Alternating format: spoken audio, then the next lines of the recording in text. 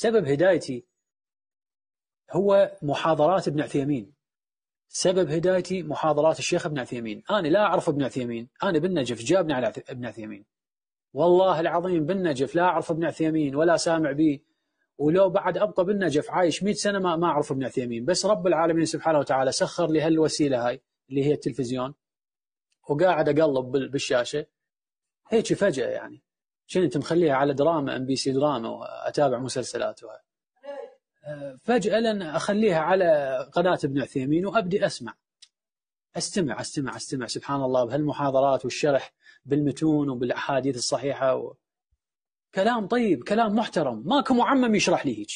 أريد معمم يعلمني التوحيد، أنا شاب اليوم نشأت بالنجف، أريد معمم قضيتها بالحسينيات، أريد معمم يعلمني التوحيد، أريد معمم ما يكذب عليه، ما يقضيها يبكي عليه ومظلوميات، هذا اللي أريده. أنا شاب واعي عاقل، وهواي أكو ناس عاقلة واعية واصلة بالعلم واصلة دارسة، تريد ناس يعلمها يثقفها بتوحيد رب العالمين.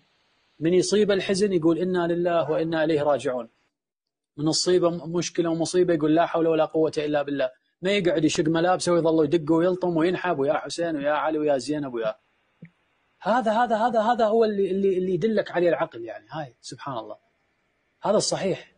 مقارنة بسيطة بين ابن عثيمين رحمة الله عليه وبين يعني العلماء الأفاضل من بقية السلف وبين السيستاني، مقارنة بسيطة سببت لي الخروج من التشيع بصورة عامة، الدين الإمامي، دين اللطم والزحف. هذا اللي طلعني من عده.